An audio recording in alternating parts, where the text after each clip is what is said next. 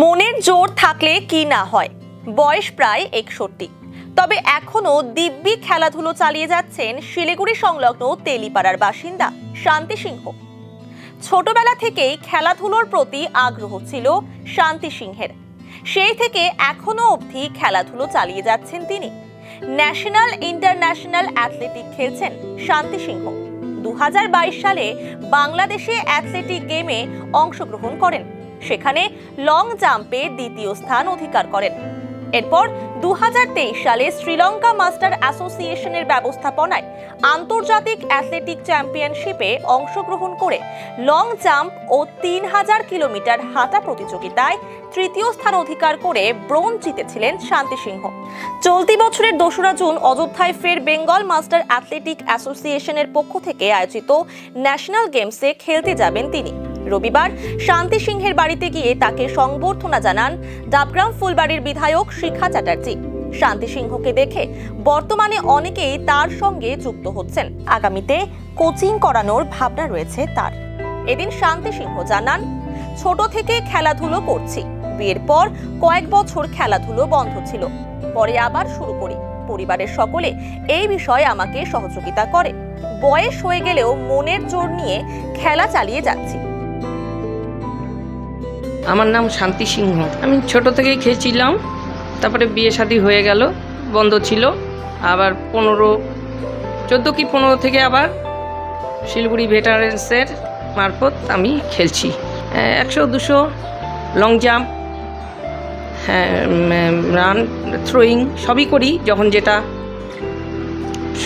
সুবিধা বুঝে।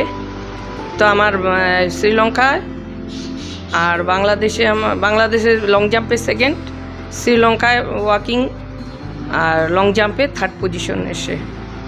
আর এই ন্যাশনালেও খেলেছি, লোকালে মানে অল ইন্ডিয়া যাচ্ছি।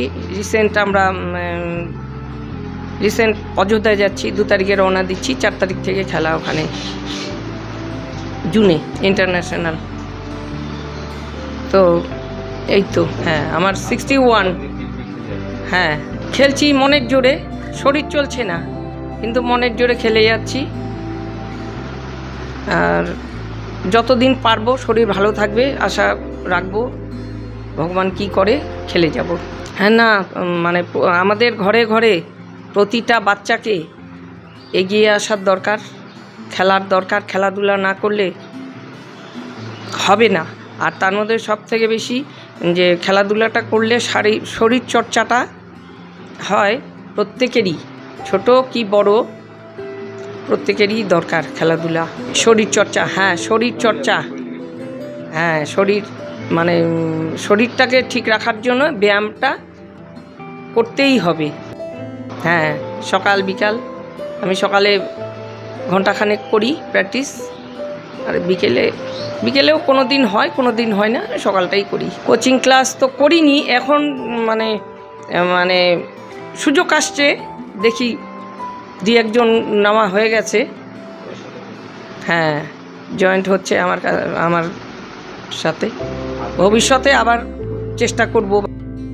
এদিন শিখা চ্যাটার্জি জানান, আমরা সত্যি গর্বিত। আমার বিধানসভার ডাবগ্রাম 2 তেলিপাড়া অঞ্চলে একজন অ্যাথলিট রয়েছেন, এবং যিনি মেধা সম্পন্না, যিনি এখনও খেলছেন, যার বয়স 60-র ওপরে হয়ে গেছেন, তিনি এখনও বিরাট একটা মেয়ে নিয়ে তিনি খেলছেন, এবং তার ভেতরে একটা বিরাট স্পিরিট রয়ে গেছে। উনি আবার খুব রিসেন্ট যাবেন অযোধ্যায় খেলতে। এরপরে দেখুন উনি শ্রীলঙ্কা খেলে এসেছেন, উনি বাইরে বাংলাদেশ খেলে এসেছেন, ভারতের বিভিন্ন জায়গায় উনি খেলেছেন। তারপরে উনি আবার যাচ্ছেন, এই রিসেন্ট যাচ্ছেন অযোধ্যা। ভাবা যায় না এরকম একটা আমাদের এখানে রয়েছেন। আমি ভীষণ গর্ববোধ করছি ওনার কাছে এসে, এবং ওনাকে সম্বর্ধনা দিতে পেরে আমি সত্যি খুব আপ্লুত।